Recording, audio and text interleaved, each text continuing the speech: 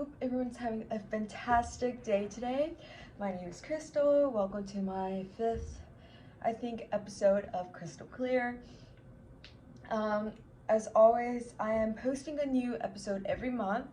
I really don't have time to make more than that. My time is very limited with school, academics, extracurriculars, research, all that good stuff. So I'm just keeping this at one per month because that's all I can afford right now. Today's topic is a little mix of different things, which is true crime and psychology that really do branch together. We have all heard of serial killers. We have all heard of infamous cases of murder and missing people. And we have heard of cases that make us feel disgust, anger, and the demand for justice. There's the heartbreaking case of the most reported missing person, Madeleine McCann, who disappeared in 2007. The murder of 6-year-old pageant queen JonBenet Ramsey in the year 1990. The case involved what can be argued as one of the most hated women in America, Casey Anthony, and the death of her daughter, Kaylee Anthony, in the year of 2008. It's also Jodi Arias that can also make the list of one of the most hated women in America due to a murder of her ex-boyfriend, Travis Alexander, in 2008. And of course, in the past years, there's also been the rise of femicide, including the case involving Chris Waltz, who murdered his family in the year of 2018. Now, these are all cases. They're really tragic, and they all develop from violence. The world is a place where violence is prevalent.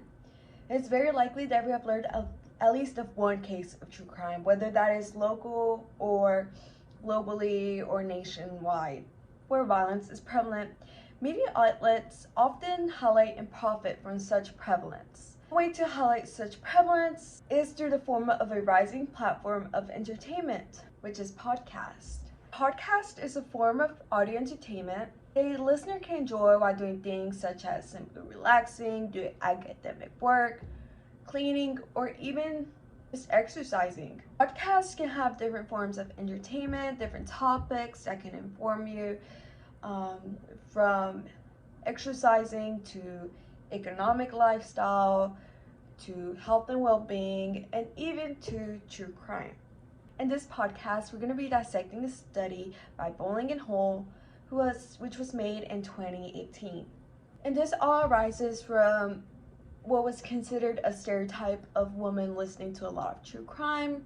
Not sure if you have heard of that stereotype, but it's kind of an ongoing stereotype going on in society, and where women listen to true crime. It is the stereotype that women consumes more true crime than men. And just recently, evidence has shown to actually back this up. About 73% of true crime podcast listeners are women, and this is according to a study Boling Hull in 2018. Question is why?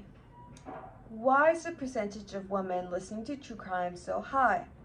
Why is the audience mostly made up of women, at least through the platform of podcast? What are the reasons that true crime may draw in women?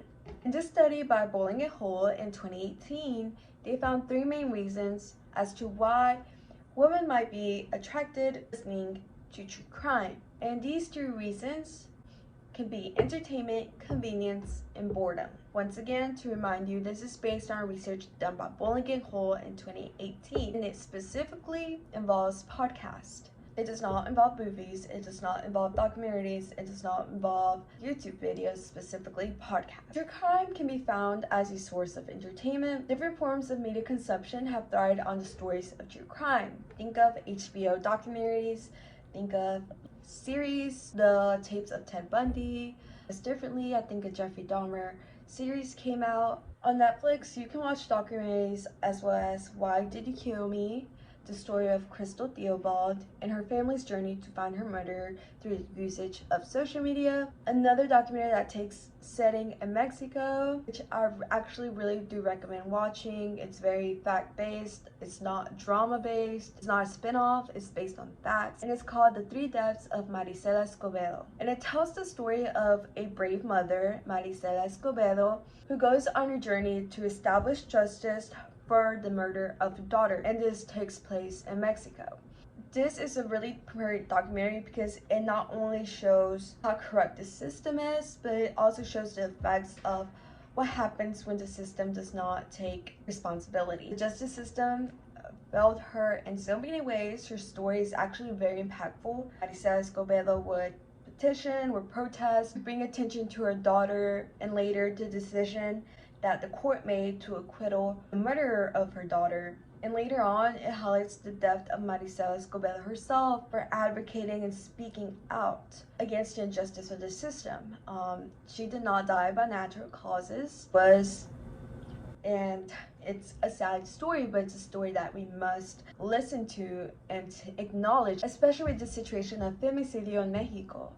It's a big issue that needs to be acknowledged, not only in Mexico, but around the world. Now, going back to her research, Boling Hull in 2018 found that one of the reasons why women may listen to podcasts or are more likely to listen to podcasts is because of convenience. Now, this might sound a little weird. Why is it convenient to listen to true crime? And the reason is that true crime brings fear because it's scary to think about another person harming another person in such a gruesome way. It's so unnatural. And it also brings curiosity of how to avoid that fear and stay safe. They argue that it is the reason of convenience because it is convenient to know how to stay safe.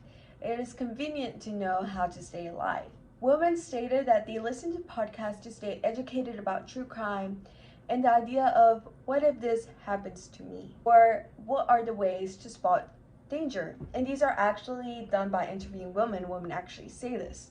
It is convenient and a human instinct to understand how to avoid fear, and women can possibly conveniently learn how to avoid situations like these by having a true crime podcast featured about situations and where you could get hurt. Another reason can be that of boredom. True crime can be seen as a form of entertainment, and some people may be bored to go watch and listen to these stories.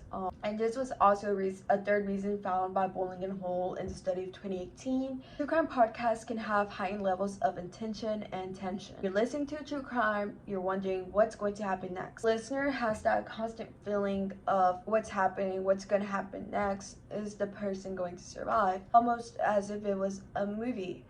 But it is not. It's true crime. It's based on real scenarios, real stories of victims, of people who have sadly passed away through tragic consequences of someone else's actions. The reason why boredom is the third motivation to listen to true crime is because that consistent feeling of tension takes away the boredom.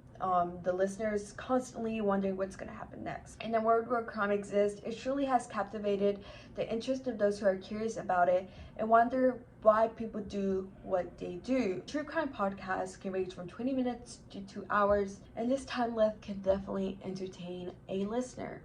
There's many podcasters out there. Some of these podcasters actually have the goal to shed light on the victim. There's cases in where the killer has not been caught. People don't know who it is, or maybe the person that carried out the harmful actions has not even received the consequences they deserve. Whether you listen to true crime or not, these findings are very interesting. Of the 3 reasons why women may be more highly likely, doesn't mean they're always likely, this is a correlation-based finding, to listen to true crime. Again, this is based on the Boling Hull study made in 2018, which I will link down below. I'll also have snippets of this study that's titled "Serious My Favorite Murder: Examining Motivations in a True Crime Podcast Audience." I just thought it was an interesting topic I came across. I'm a big fan of reading research papers. I actually spend some of my free time looking at what other people have researched. I think it's really interesting, especially some research papers out here do really interesting stuff.